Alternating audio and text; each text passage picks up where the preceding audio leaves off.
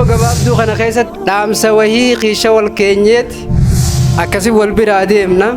ittaqullaaha rabbi sodaadhaa kaju rabbi sodaan sun eessatti heesumaa kunti bakkuma hundatti ومن يتق الله يجعل له مخرجا يرون أما جرتنتون يرو درجكم مرات أكم جاء إمام الشافعي رحمه الله من لم يتعلم في شبابه فكبر عليه أربعا لوفاته نمني يرو درجكم مرات براتين دوية جرا ترافر الرت الله أكبر جدي نمني قرمات صدات اللين خفول دورت تديرو كمين تاجي رب صدا كبانان كلام نسار مرة ورّي مدلما kalama keessan ka deebitu rabbi isin haa godhu.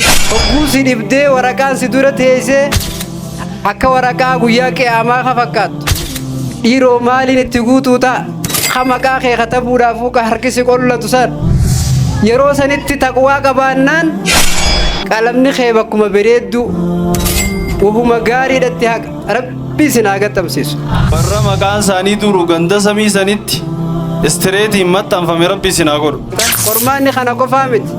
Qormaanni kun ka jalqabaati yoo ta'e gana ka yuunivarsiitii yookiin immoo koolleejjiilee adda addaa isin eeggata. Gara jabaatummaas nu eeggachuu ta'a dhiiroo sunoo kami. Qormaata guyyaa qiyaamaati. Namni mana barnootaatti qoramee beeku qormaata guyyaa akhiraa sanii numa yaadataa jechuudha.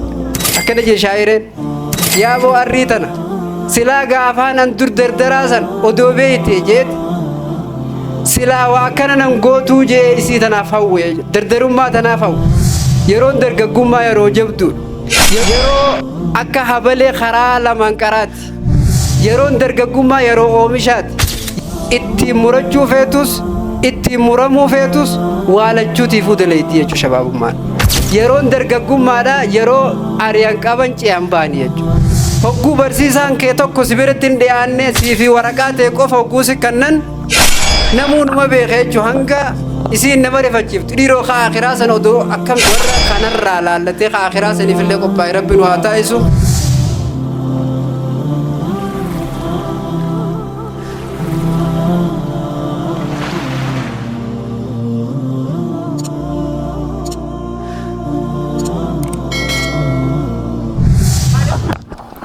الحمد لله على إحسانه والشكر له على توفيقه وامتنانه وأشهد أن لا إله إلا الله وحده لا شريك له وأشهد أن محمدا عبده ورسوله وعلى آله وأصحابه ومن تبعهم بإحسان إلى يوم البعث والنشور فيا إخوة الإسلام والإيمان وأحبتي في الله أولا السلام عليكم ورحمة الله وبركاته. سلامتان تيسن باتري في التجرتي سلامتا لو باتري جتو تكا ديبستان منا خنا خيسا نما قدا بكبوا شيخا خينيا شيخ آدم تولا فاجر جتو قبساوا مني برنوتا خنو أكا جارموف قبسو قد جتو شيخا خينيا نمني قرقودان اسكيسا جرو باتري في توم قبسلا أسي چارجي تقوتن چو رفتنا كسيمي مي ورّي خود علما أركباسا ورّي خود علما kalama keessan ka deebitu rabbi isin haa godhu. Mee amiin jaa kalama keessan waahii rabbitti godheetuma qalamni keessan deebuma katu rabbi isin haa godhu. Yaa rabbi amiin. Yaa rabbi amiin. Warra maqaan isaanii duru ganda samii sanitti istireetiin maxxanfame rabbi isin haa godhu. Yaa rabbi amiin. Inshaallah anan ganuma jeetiin sheekha kiyya guddaatu as jira bakka abbaan jirutti ilmi hedduu hinaasa'u. تيا غاف براتي في ديسة إن شاء الله كلتمانين شيخ خيا بكبوا شيخا شيخ داود محمد إن شاء الله أسيتي سنيا فير انتاني الله أكبر انتاني تكبير تان شيخا تنا متغاري الله أكبر أما اللي تديبسا الله أكبر إن شاء الله شيخ خيا بكبوا شيخ خيا شيخ آدمي في تيسا سمجرة إن شاء الله الله أكبر شغلنا ما تفاني جرو الله أكبر يا خالد ترتي كاري بسم الله الرحمن الرحيم الحمد لله رب العالمين والصلاة والسلام على النبي المبعوث رحمة للعالمين أما بعد السلام عليكم ورحمة الله وبركاته barattoonni kutaa 12 warri qormaata fuulduratti qoramuu deemu qormaata keessa rabbi isin haa laaffisu. Mee namni qormaata deemu Allahu akbar, rabbi isin haa laaffisu. Ogguu yeroo gabaabduu mallinis gabaabaadhaa jaan yeroo gabaabduu kana keessatti wahuma waa xiqqishoo dhaamsa wahii qiisha wal keenyeeti akkasii wal biraa deemna. dhaamsi duuba maal taha? ittaqullaaha, rabbi sodaadhaa kaju. Rabbi sodaan sun eessatti? Heesumaa kunta bakkuma hundatti. ومن يتق الله يجعل له مخرجا. نمني قرمات صدات اللين خفول دورت ديرو كمين تاجي ربي صدا قبانان قلم نسار رمضا كجي ربي جيبي كغنا. ومن يتق الله يجعل له مخرجا. هقوسي نبدي ورقان سدورت هيسي أكا ورقا قوياك آما خفقات ديرو مالي نتقوتو تا خمقا خي خطبو رافوك هركسي قولو تسان. yeroo sanitti taqwaa qabaannaan qalamni kee bakkuma bareeddu wahuma gaariidhatti haqa. Rabbi isin haa gaxxamsiisu. Rabbi isin haa gaxxamsiisu. Yeroon amma jirtan tun yeroo dargaggummaadhaati. Yeroon dargaggummaa yeroo akka habalee karaa lamaan qaraati. Ittiin murachuu feetus ittiin muramuu feetus waalachuutiifuu dalaydii jechuudha shabaabummaan. Yeroon dargaggummaa yeroo jabduudha.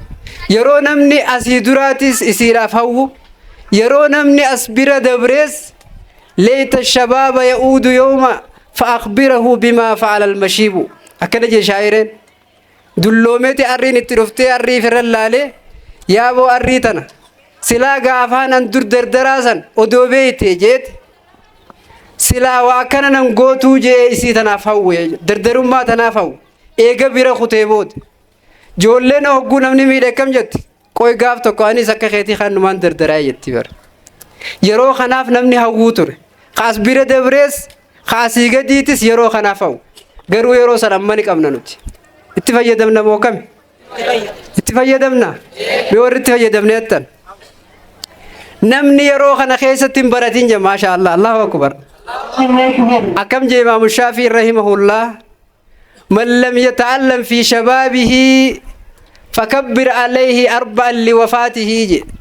نمني يرو درققوم مادام براتين دوية جرا ترافر اللي رتي الله أكبر جيجي أقول صلاة أقول جنازة صلاة ترميك الله أكبر جان ترافر أكموان دويتي ترافر الله أكبر رجي يجي قوم ما يرو برنوتات يرون درققوم ما يرو أومشات يرون درققوم مادا يرو أريان كابنش يامباني يجو. yeroo kana kan daganne dhaamsi guddaan an isinii dhaamu rabbi sodaa qabaattanii akka qormaata isaillee rabbiin isin dabarsu akkasumas fuuldura keessanitti biyya jijjiirachuu deemtan irra hedduun keessan yoo rabbiin qabxii teessan bareechi rabbi haa bareechu bakki isin itti deemtan yuunivarsiitii deemtan akkasumas koolleejjiilee adda addaa deemtan yeroo maatii walitti dhiyaatan maatiitu isin eega keessaa'uu shamarran keenya maatii bira jiran maatii yoo isin gabbaate eessa kutte eessaa dhufta jees isin gaafata. Garuu gaafa asii yuunivarsiitii adda addaa hoggaa dhaytan namni akkasitti isin gaafatu ka isin tooyatu nam tokkolleen hin jiru waan ta'eef if eeguu rabbi sodaa qabaannaan namni yeroo hundaa'u eegamaadha waan ta'eef shabaabni keenyaas shamarran keenyaas bakka dhaytanitti tokkoffaa irratti rabbi sodaa qabaatanii of eeguu lammaffaa aqiidaa teessan eeguu. Irra hedduu namni dhukkuba qaamaatillee bakka biraatii fida dhukkuba sammuullee bakka biraatii fida dhukkuba aqiidaallee bakka biraatii fida jechuudha. Namni asirraa rabbiin carraa keessan tolchee balleessin hoggaachi dhaytan aqiidaa asib barattan tan akkan jijjiirre amantii teessan akkan jijjiirre irratti dhalatanii irra guddatanii sheenii isin barsiisaa ture akkan jijjiirre akka aqiidaa teessan jabeessan akka ibaadaa teessan jabeessan isin irraa manarraa qeebaltanii mee namni qeeballeeyyu Allahu akbar Allahu akbar rabbi isin haa laaffisu qormaata fuulduraa kana rabbi isin haa laaffisu bakka silaa isin ni dhabneettanii yaaddan guutuu rabbi isin haafichiisu. Warra asittis hafuulduras waa meeqaa isin eeggata. Qormaanni kana qofaa miti. Qormaanni kun ka jalqabaati yoo ta'e gana ka yuunivarsiitii yookiin immoo koolleejjiilee adda addaa isin eeggata. Ganaadha ta'ammaan ta'an dhuftis maal jettaniin? Lakki siyoosii malee maasta biraatu jirti jaan. Tarraa booda xumuraa takka maqaa siin beeku. Akkasumaami saniifuu kun hundi gana isin eeggata. Ka kanarra jabaatummaas nu eeggachuu ta'a dhiiroo sunoo kami. Qormaata guyyaa qiyaamaati. Namni mana barnootaatti qoramee beeku qormaata guyyaa akhiraa sanii numa yaadataa jechuudha. Hogguu barsiisaan kee tokko si biratti hin dhiyaanne siifi waraqaa ta'e qofa hogguu si kannan namuu numa beeka jechuudha. Hanga isiin nama rifachiiftu dhiiroo kaa akhiraa sana odoo akkana ta'e akkamii hanga numa silaatee hee akkam jechuudhaatu nama dhufa. Saniifuu warra kanarraa laallatee kaa akhiraa saniifillee qophaa'e rabbi nu haa taasisu. Shabaabaa fi shamarran keenya rabbi hiree teessan rabbi haa bareechu. Qormaata keessa rabbi isiniif haa bareechu. Qormaata keessa rabbi isin haa tolchu. Ta isin dhibde hunda isin haa laaffisu. Tama itti hunda kan rabbi isin haa deebisu. Nama biyyaaf qaceelee, haadha abbaaf qaceelee, barsiisaadhaaf qaceelee, biyyaaf tolee biyya fayyadu rabbi isin haa godhu. Isin akka roobaa ta'uudha qabdan. Roobni waa sadii bu'aa qabaa jan. Tokko hogguu roobni as garagale istabsharathu alqulub qalbiin gammaddeet roobni dhufu jireettee lubbuun namaa jaalatti. Hogguu dhufee roobe hoo bu'aa lafatti argamsiisa. Mayra roobaa arkaa jirru kana sababaa roobaatiin nu argama. Sadaffaa eega kutee booda faayidaa isaadhaan lafatti hafaa jala. Saniif shabaabni keenya akkas ta'uudha qabdan nama bu'aa qabu. Nama fuuldurattis bu'aa qabeessa ta'uudha qabdan. Nama biyya fayyadu ta'uu qabdan. Biitti tun arraaf yoo nama biraa bira jiraattes borummoo isin harka galti isinitu harkaa qaba. Bulchiinsaan haa ta'u, wallaansaan haa ta'u, baruu barsiisuudhaan haa ta'u. Saniifuu jabaatee nama dirqamni kun irra jira je'ee beekeetti yaade rabbi isin haa taasisu. Warra dirqama kana bee rabbi nu haa godhu. Warra walumaanuu dirqama kana bahu rabbi nu haa godhu. Ta isin jettan hunda rabbi isiniif haa taasisu. Hamtu hundarraa rabbi najaa nu haa baasu. Biyya teenyallee biyya quufaa rabbi nu haa godhu. Rahmata kanallee rabbi nu haa buusu. Hamtuu rabbi nurraa haa qabu. Biyya teenya biyya nagaa rabbi nu haa godhu. Barsiisata isin barsiisaa ture ka isinin lafaa ture rabbi oli haa fuudhu. Sadarkaa isaanii rabbi ol isin haa fuudhu. Isinin lafoo turan bakka haadhaa fi abbaa ejjanii bakka barsiisaa ejjanii bakka hundaa'u barsiisaa waa hunda namaa taasaniifuu isaanillee rabbi nu haa milkeessu. Isin hunda waliin rabbi nu haa milkeessu. Biyya teenyaas rakkina jireenyaa rakkina adda addaa hunda keessaa rabbi haa baasu. Wabillaahi tawfiiq. Wassalaamu alaikum warahmatullaahi wabarakaatu. Hin janne dhageenye malee an garri dhiiraa qullaal baatirii fixxan gara hawwan kiyyaa kanaan naataa duraanu. Mee hawwanii fi shamarran eenyu jettanii? Inshaallah sheekha keenya Sheekh Alii Mahammadee wajjin turtii gaarii isiniin jira. بسم الله الرحمن الرحيم إن الحمد لله نحمده ونستعينه ونستغفره ونعوذ بالله من شرور أنفسنا ومن سيئات أعمالنا فمن يهد الله فلا مضل له ومن يضلل فلا هادي له وأشهد أن لا إله إلا الله وأشهد أن محمدا عبده ورسوله. أما بعد أولا أقول لكم السلام عليكم ورحمة الله وبركاته. ilmaan kiyya kadhiiraa kadhalaa itti deebee barattoonni keenya assalaamu alaikum warahmatullahi wabarakatuh.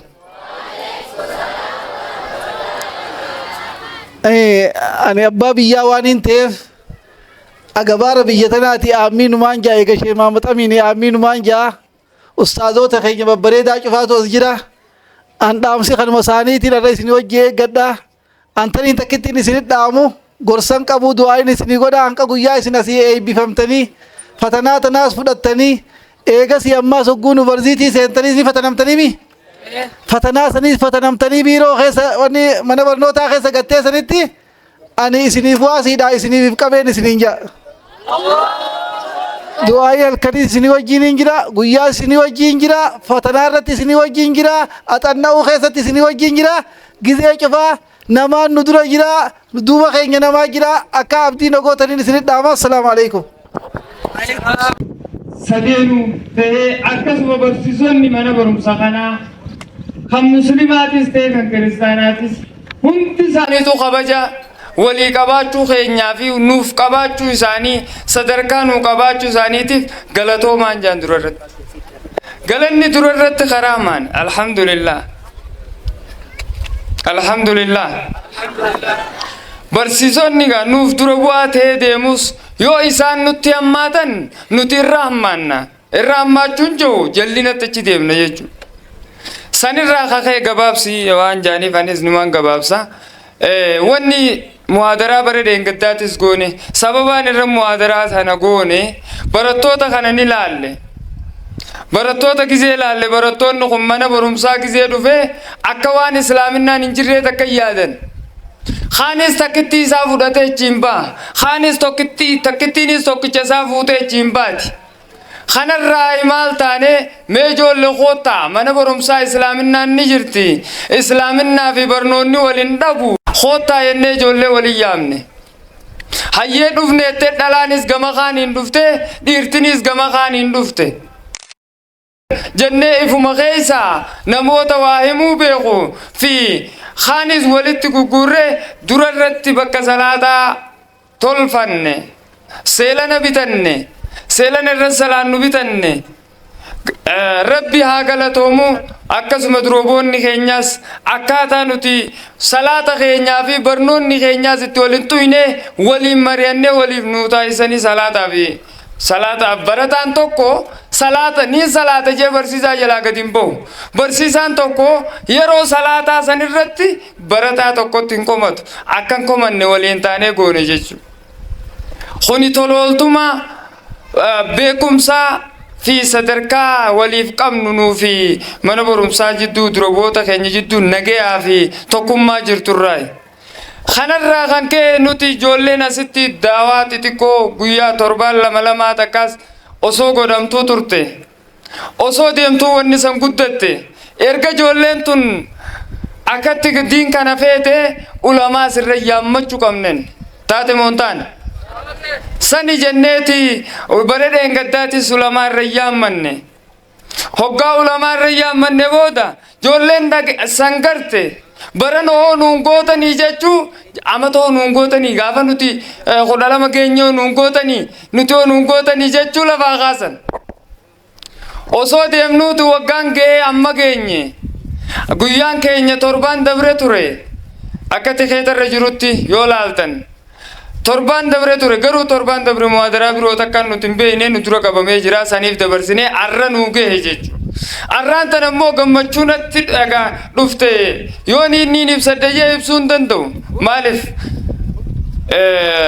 ibsuu hin danda'amtu hanga kana gammachuu hangan takka mee hangam takka gammadde jaa yoon hangan takkaan gammade jees hangi san hangam madaalli ni qabdi hin qabdu jechuudha. Dhibba takkaan gammade jees hin mul'attu gammachuun. Kanaafuu gammachuun kan mul'attu nuti fuula keenyarraa nu gartan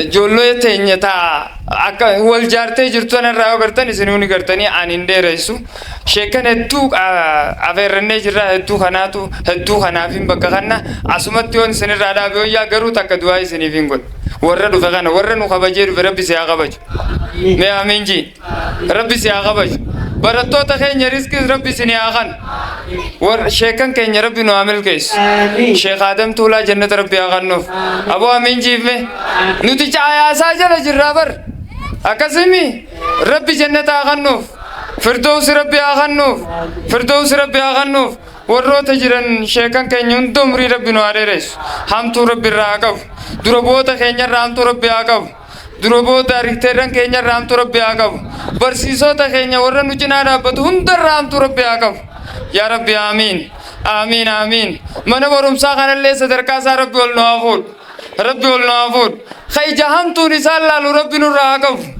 yaa rabbi aamiin as keessa rabbi nu haa tolchu rabbi nu haa tolchu rabbi nu haa tolchu wannin dabarfachuu barbaadu manni barumsaa keessa islaaminaan mana barumsaa keessatti si jalaa naftu yeroon baatii dhumaatis geessa akka sheek Zaakir nuu dhaame hanga kana masgiida galuu qabnaan jaakam jettan mee argol qabi tamaariin نتامون تو نتامون تو وعلى ذلك بيك سبحان ربك الله أكبر